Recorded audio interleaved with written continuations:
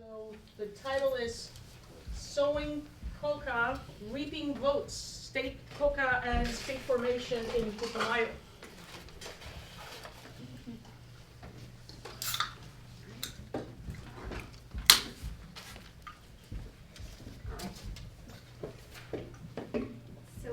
Good afternoon, everyone. My presentation is entitled Sowing Coca, Reaping Votes, Putumayo, Colombia, 1978-2006. When Colombian President Pastrana presented Plan Colombia in October 1998, he indicated that, I open quotation marks, many studies demonstrate the geographic coexistence of drug crops and guerrilla presence. This leads one to presume that the guerrillas and drug trafficking are inseparable. One could say that their coexistence is a function of the inaccessibility of the zones in question, of a kind of authority exercised by the insurgents that coincides with drug production. I close quotation marks. The Plan Colombia became a military strategy to break up alliances that were said to be destabilizing the national state and threatening continental security. My presentation focuses on Putumayo, a region located in Colombia's Amazon, right on southern Colombia. Putumayo is just one of the peripheral areas of Colombia that has been populated by recent waves of migration. The coca leaf began to be cultivated in Putumayo around 1978. In the 1980s, the coca economy led to the formation of small villages. The illegal crop has attracted people from all over the country who arrive to the region to grow and process the coca or simply to engage in legal activities generated indirectly by this economic boom. In the 1980s, the villages of Putumayo flourished as centers for trading in coca paste. The rightist paramilitaries and the leftist FARC guerrillas also arrived to Putumayo in the mid-1980s. Since then, both groups have competed for the control of the cocaine industry. They have established the rules for the coca production, setting prices, arbitrating disputes, and charging extra legal taxes for their services.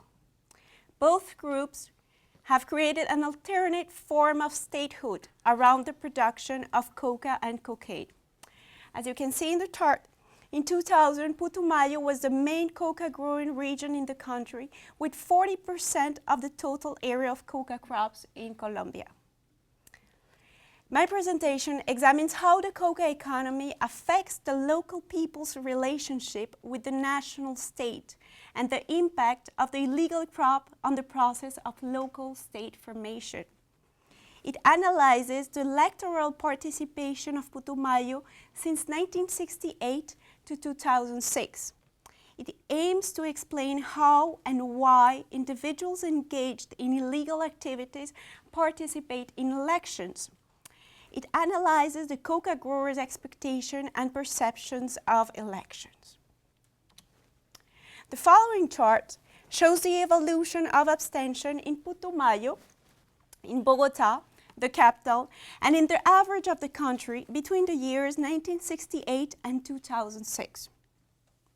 Interestingly, the abstention rates for the Chamber of Representatives were lower in Putumayo than in Bogota and in the rest of the country during that period of time.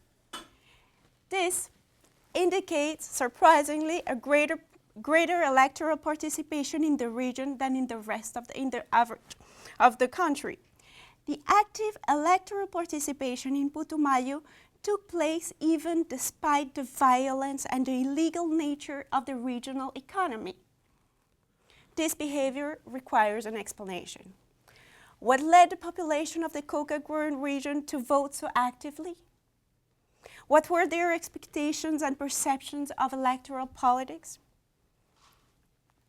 To understand the significant level of electoral participation in Putumayo, it seems necessary to analyze the process of development of the coca economy and its impact on the peripheral region.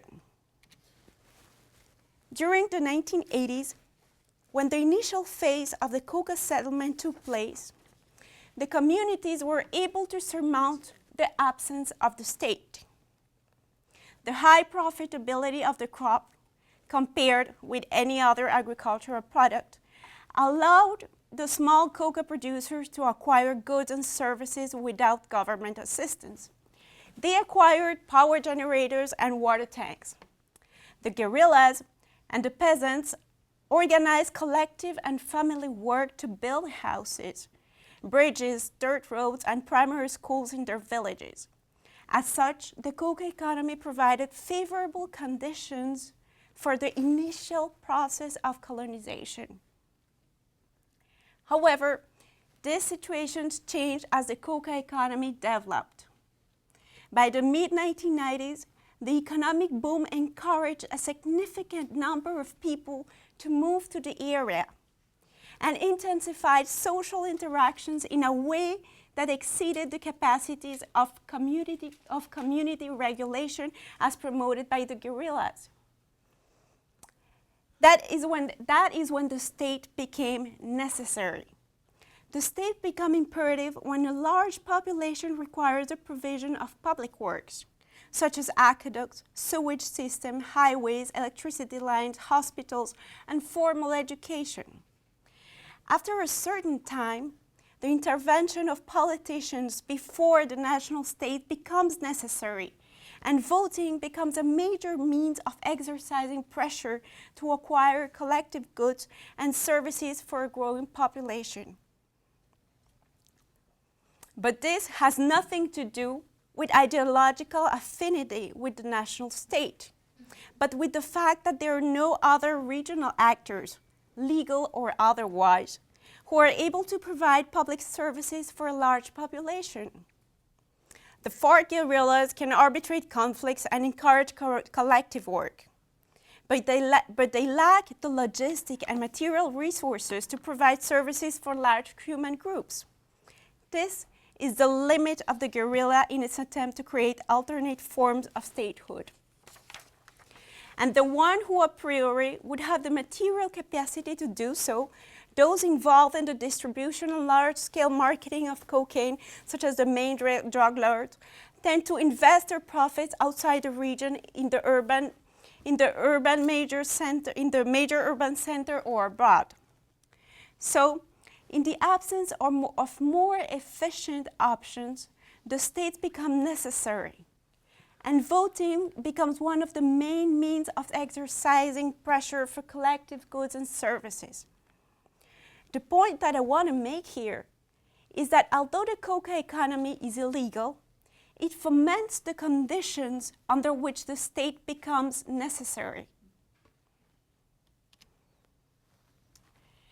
We have also empirical evidence that even if engaging in bureaucratic posts was not especially profitable in the boom times, some settlers devoted themselves for many years to being local functionaries. They created regional political movements and engaged in networks with national politicians of the traditional parties.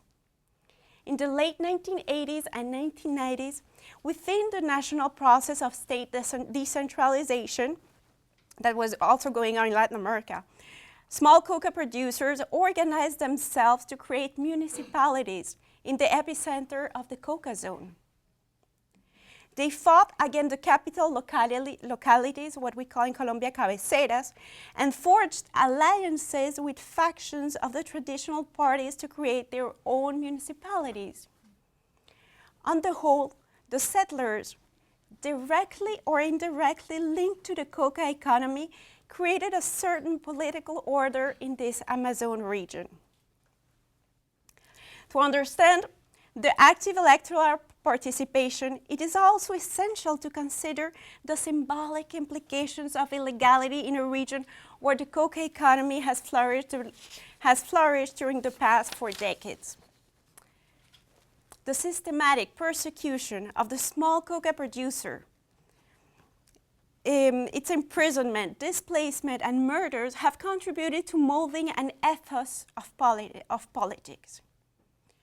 As anthropologist Maria-Clara Ramirez showed, the main demand made during the Coca growers' mobilization of 1996 was their desire to be recognized as Colombian citizens and as people who are interested in the region's socio-economic development, as opposed to the stigma of outlaws.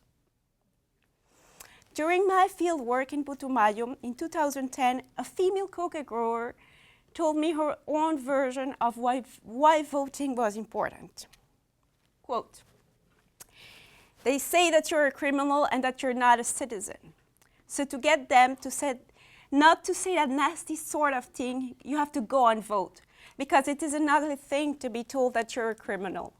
Who says that you're a criminal? Well, the laws that condemn the peasants. If you have not voted, they say that you're part of the guerrilla, that you're a criminal, and that your children are criminals too. So what is it that my children don't have? My kids have identity cards. They have their papers, so what is it?" Then you say, "No, it's about voting. You have to vote to see what else they're going to say afterwards." End quote. Another coca growers told me why electoral participation seems to be important in Putumayo. Quote, "We have always liked to vote because it proves that we count. Otherwise, they will never recognize us." End quote. Behind these words lies a fierce and intense struggle for recognition. Ultimately, this is a simple yet essential matter to count. Elections become another battlefield for surmounting the stigma of criminals and another opportunity to demonstrate, perhaps with some disdain, that they meet the formal requisites to be recognized as citizens. What needs to be done to avoid prosecution? Voting represents a way of seeking recognition from the state, a way of formal obedience without really giving in. This attitude of apparent submission hides a shadow of deep resentment and indignation. It constitutes a way of adapting, with misleading respect, to the expectations that the state demands of its subordinates. In a paramilitary region, voting might also be just a survival tactic, so as not to be identified with the revolutionary guerrillas, to protect oneself from being singled out and persecuted. So, whether out of prudence, fear, to secure benefit, or simply to be recognized, to count, the people adopt the behaviors that the state expects of them. They exhibit an outward attitude of respect for the rules of the state, and voting is one of these. Coca growers have been portrayed by policymakers as FARC allies. They have also been portrayed by some Marxist scholars as potential revolutionaries. However, the fact that what the peasants are growing is illegal does not make them rebels per se. Being considered illegal does not mechanically make the growers into individuals who are systematically fleeing from the state or who reject the different expressions of statehood.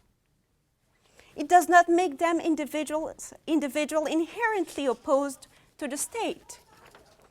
The case study suggests that despite their illegal status and despite being systematically persecuted by the national state, Coca peasants have been actively engaged in politics. It shows their willingness to deal with the state and national level politics. Participating in national elections indicates some degree of affinity with the issues, debate, and figures of national political life. On the whole, this experience provides an opportunity to broaden the scope beyond that of politically correct civil society and to consider the marginal and illegal actors in analyzing the contribution that they have made to state building in certain areas of Colombia. This is precisely why politics and state building processes in the border areas merit special attention. Many thanks.